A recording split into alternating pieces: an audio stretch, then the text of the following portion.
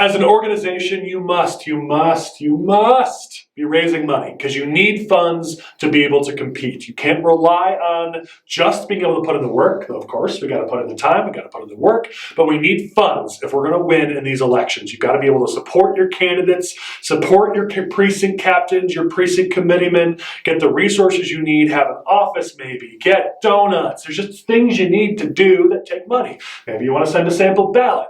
There's a lot of reasons why you're going to need funds, and we need to win this election. I'm not losing this time around, so we got to raise some money. So to do that, we're going to do a video here on 5 ways you can raise money for your organization. I have with me Abbey Corbett, our fundraising expert and events extraordinaire, and we have Ryan Kilduff, who is a guy who works for us. And we're going to talk about fundraising and how you can use this for your organization. All right, let's jump right into it. So, of those 5 methods, first one I want to talk about, because every organization already knows this one exists, so let's talk about it, is events. How can organizations use events to raise money?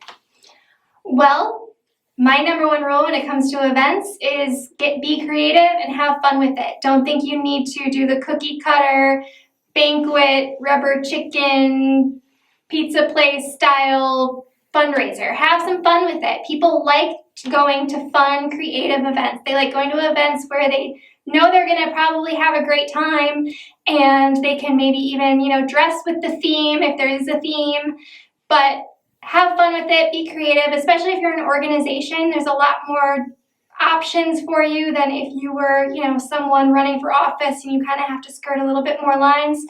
But yes, number 1 rule, have fun with it. So you can plan events, and everyone knows how to do that. You have your event, you have ticket prices, you have sponsorships.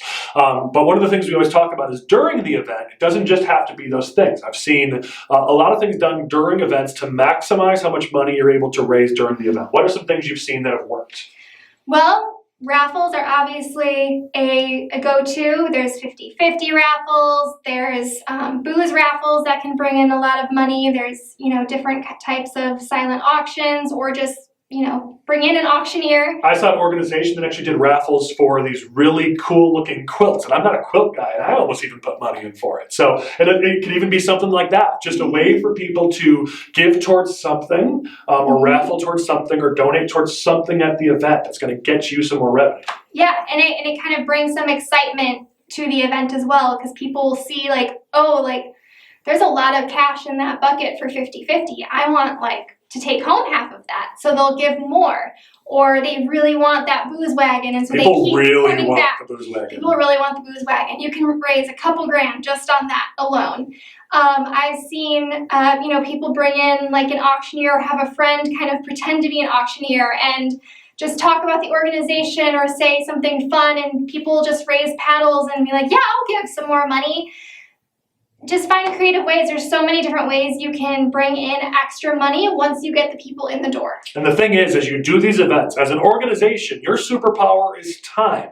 These candidates don't have time. They've got an election tomorrow, basically. For you, you're going to be around. So you can do annual events, have multiple annual events. Maybe your summer event is lower ticket and it's outside, and there's cookouts and barbecues and games and funs and competition and a bags tournament or a badminton tournament or whatever. And then during the winter, when it's colder, it's indoors, it's higher price, and you have some more indoor activities. But if it's fun, people are going to come back every year. So maybe the first year you have this many people, but the second year there's 5 or 10 or 20 more. And we see this year after year, especially if you keep the theme and you keep it fun and you keep going along with it. These grow over time, and that's the value of an organization. You can build your fundraising success organically, and that's how you're going to do it. So events are a great way to do that. Yes. All right, second thing let's talk about is raising money. You can also do it via the mail. We see this is done by a lot of organizations, and it still works. Ryan, talk to us about that. So mail is an old-fashioned, tried-and-true method. I mean, you can't go wrong.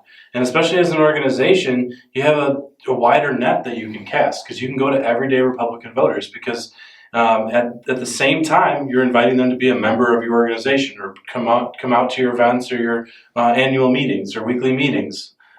This gets people in, not just for their money, but gets them in for their blood, sweat, and tears, and hopefully they'll donate as time comes along. So what you're saying is take advantage of this opportunity to not just ask them for money, but get them engaged in the party.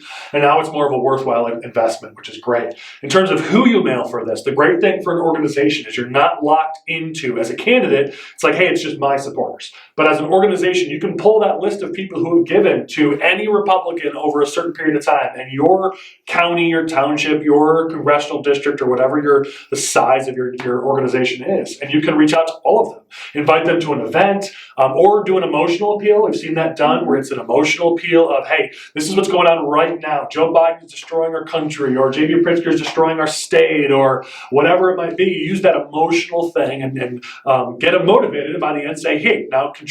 Have there be an envelope and a response card for them to mail a contribution back in. Have there be a link for people to go online and donate online. Have there be a way for them to text in even maybe in order to donate. Just make it easy for them to donate. But the point of it is to motivate them to then take some action. You can do that in a letter because you tend to get their attention to read at least portions of that letter. And so these mailings, believe it or not, still actually work. Just be careful to not use so wide of a universe that you end up wasting money. If you mail every hard R in your county, you're probably not going to make money on that mailing because you won't bring in enough to cover it. So try to be smart about who you're reaching out to. Make sure they're people who have contributed before, and now you've narrowed your universe a bit, and so now you actually net funds at the end. Because the worst thing is you don't want to spend more than you make on a fundraising mailing. That's called prospecting. There is value to prospecting. It's just not something we're covering right now in this video. Anything else on mailings you want to talk about? It's a good way to grow your lists. I mean, prospecting it's not the same thing as it is here, but tradition is key because you can invite them to that event and then they can be on this list year in and year out, and you can use the mailing for different purposes. A mailing doesn't have to be a broad reach. It could be for your membership programs. It could be for an upcoming event. It could be for to support a specific group of candidates. You can use all those things at your disposal to help you out. And then there's timeliness. I mean, you brought it up, but I mean, use what's happening in the news today to engage your donors, because that'll get them involved. And these mailings can put them right in front of their mailbox. It's tangible. And make sure an organization look legitimate, and at the same time, you get a couple bucks out of it. Yeah, absolutely. Well, Ryan mentioned it. It's a good transition into our next method we want to talk about, which is membership. Seems like a simple thing, but it's a great way to get recurring contributions. So, Abby, talk to me a little bit about membership. I know Ryan has thoughts on this as well, on how you can use membership in the organization to get contributions in. Obviously, if you're an organization, you need members. And it's one thing to get the member, you need to keep the member, and you need to get more members. So some ways to keep memberships is to keep them engaged. You want them to feel like they are a member of something, like they're a part of something, and not like they're just cutting you a check every year and calling themselves a member. So, thank them for being a member if they've reached like the 1 year mark. Maybe like make a post or let people know like, hey, this person has been with us for this long. We thank them so much for their help, because people like to be acknowledged for giving back. Yeah. And I love a social media post because that costs you nothing, and that's a really cool thing. That's a great idea. Yeah, and it shows people in their network like, oh, hey, this person has been a member. Maybe I should check this out. Peer pressure is awesome. It works. Also, just keeping them up to date, sending, either weekly or monthly emails or letters, just letting them know what you're doing within your organization so they know that you are doing something with the money that they are providing. So keeping them informed. And I've seen even like a quarterly conference call is done or something like that. So you can keep it easy, but just some way to make them feel part of something. That's the idea of this membership, right? I feel part of something bigger than myself. That's what gets me to keep coming back. So any ways you can make that happen are good. For sure. You want to keep them engaged. And then going back to events, thank them at those events, or find ways to make them involved. Say, hey, you can host an event, or you can be a part of our host committee for this special event, and again have their name published somewhere. Or if you are a member for so long, you get this. You get like a pin, or I've seen it where members have been given like a growler at like a popular local brewery if they had been a member for so long. So things like that. You want to find ways to keep them engaged and to keep them wanting to come back. And I love Abby's central point, which is use their names. Don't just say thank you to all of our members. Find ways to use their names. There's a small newspaper that makes gazillions of dollars because their whole focus is names, names, names. As a matter of fact, the owner of the paper, he said, if I could, I would just print the phone book every single time I put it out because everyone loves to see their names in print. So every story they do, they find the name of every person in the crowd, they take a photo, and they list the names in there because then people will go buy the newspaper. It's a tried and true strategy. People love to see their names. Find ways to thank them by by name. I love that. Any other thoughts on membership programs that you've seen work? I think you just have to think through your membership program. What's the goal? What's the purpose? Lay it out there, because then you can build out a schedule for how you're communicating with your members. You can buy the pin. Everyone gets that for their, the annual gala. It goes back to an annual event that you have. But as you think through your membership program, you can think through fancy names. You don't need to call it a membership program. You don't need to be a member of the Republican organization, but it could also be a membership to an entity that doesn't have Republican in the name, so that you can solicit business communities. We had a client that was like, he had the Prosperity Club, is what he called it, and he had a bunch of business owners who were part of it because they wouldn't want to be part of something that said Republican or conservative. So that's a great point. Yeah, and you can think of levels of membership. You can have your standard member. These are those that may not actually show up to meetings but do want to contribute. They do want their name on the list. You can have those that are, donated $100 or $1,000, higher level, that maybe they get to speak at a meeting, or maybe they get to host a meeting, or whatever it may be. You can have those individuals feel higher up in the organization. And when you solicit these contributions for that membership, have a box they can check that says, yes, I authorize an annual contribution of this amount. Because the worst thing is you get a bunch of people to become members, but then every year you got to spend a bunch of money to get them to re-up. Get them, at least a portion of them will check that box. And now whatever method of payment they've given you, you get to recharge that. It doesn't work perfectly because people get new expiration dates on their credit cards, or they might change banks or addresses. There's obviously still some work that's going to go into collecting this money, but try to automate that process as much as you can. Otherwise, every year you're having to go back to figure all that out. So try to make this easy. But recurring contributions are the mother's milk of politics, because you can just count on it every time it comes through, whether it's once a quarter, once a year, whatever. Try to get that recurring contribution. All right, 4th out of 5. We're almost done here. Ryan, going to you. Let's talk about digital fundraising. This is low dollar fundraising, but it's a great way to be immediate and responsive to things that are happening, to get those emotional contributions. Let's talk about that. Anything that's going on in the news, if Biden said something stupid, that happens often enough. Take advantage of it. Or if he falls down the stairs again. Yeah. Take advantage of those opportunities to get people engaged, because they'll see it in their inbox, they'll see it on the social media, and they're maybe willing to give $5, $7, or $20.24 for the next election. You put those ideas in front of them, they're just going to click. Make it easy. Goes back to timeliness, goes back to recurring contributions as well. All these contribution systems have the donor's information already in there. If you Apple Pay, it's just a quick touch for them. Make it that quick touch for them. Make it just obvious that they should be giving towards this. Yeah, humans act on emotion. But we also, once the thinking side of our brain kicks in, we might stop ourselves from hitting that button. So the more times they have to click, the more you're moving from the emotional side of their brain to the reasoning side of their brain. And the reasoning side says, I have something else I want to spend this $20 on. So the harder it is, the less likely they get all the way to the end to contribute that money. So yes, make it easy. Also, understand that we act emotionally. Studies have shown that low dollar donors give based on emotion, nothing else. So you have to make them feel. You have to make them emotionally motivated, and then they're going to click the button. So like Ryan said, so-and-so is trying to take away your Second Amendment or First Amendment rights, or so-and-so has done X, and this is awful, or J.B. Pritzker just screwed another thing up. Let's defeat him. Give me $20. Like, find some way to tie it to something right now, timely, in the news, that gets them feeling emotional, frustration, anger, sadness. Use some story to pull them in. And as Abby likes to say, have some fun with it. I made a joke earlier about Joe Biden falling down the steps, but I got to tell you, if I'm running an organization, I would say, hey, if 20 people donate $50 or more, I'm going to do a video of me going up the stairs and not falling, and I'll email it to all of you. It's dumb, it's stupid, but it's funny, and people will probably contribute, and then you do the video and you all move on with your lives. But this is like the ALS Ice Bucket Challenge. Can you go up the stairs without falling? Good, you're better than our president. Like, have some fun. I just came up with a new idea that should be the craze amongst Republican organizations, but the idea here is make it fun, make it engaging, make it creative, but we give. Remember, low dollar donors, that's how we give. Now, let's talk about policy and think through this and think through the next election. The word think doesn't come in with low dollar contributions. It's feel. So make them feel, and then make it easy for them to click a button. All right, last thing we're going to talk about, since we're way over time, because we're always way over time, is the last fundraising method is building out some sort of a committee. We would call this a finance committee if you were a candidate. You could call it that, or a fundraising committee, or whatever you want for your organization. But here's the challenge for an organization. Personal solicitation Reaching out to big dollar donors individually is one of the best ways to raise money in politics. The thing is, though, that works better for candidates and elected officials because they have one person.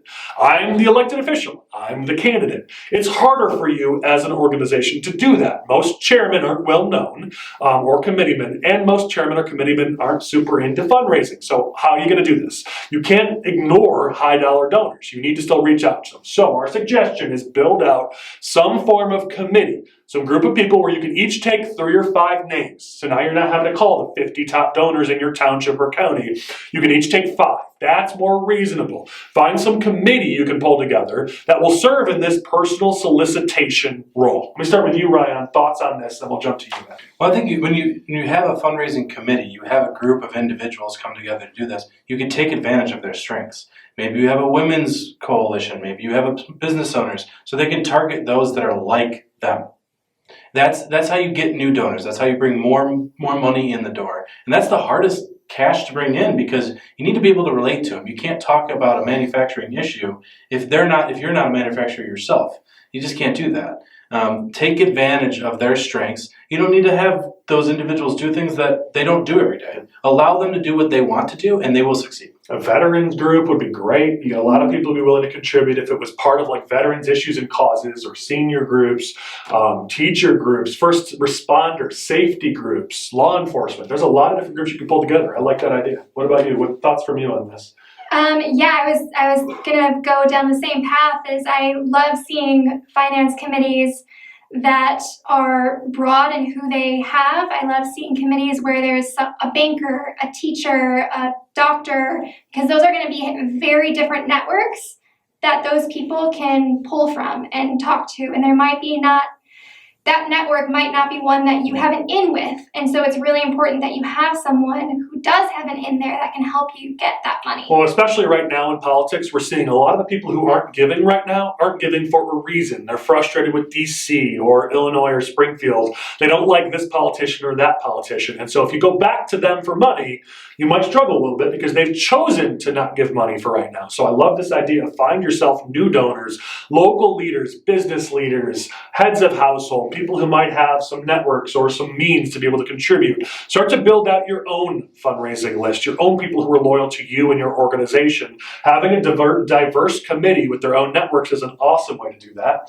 I expected Abby to talk about just make it fun, because that's always your thing, is make it fun. Even with this committee, you can make it fun, make it enjoyable. Make it just like with your membership, make it that they're part of something. Have a monthly or a quarterly time where you all get together and just get drinks or dinner or something, or have a call, have a meeting if you have a headquarters. Just make them feel like they're part of something that does exist. Not, hey, cool, you're going to help me raise money. Awesome, let's do it. Like, make it something real that they can be part of. Have there be like a little instructional booklet with your logo on it that you just get done over at Staples or something. But whatever you can do to make it feel tangible that they're part of something, you increase the odds that they actually do something as part of this committee. Or even make it like a contest between the finance committee.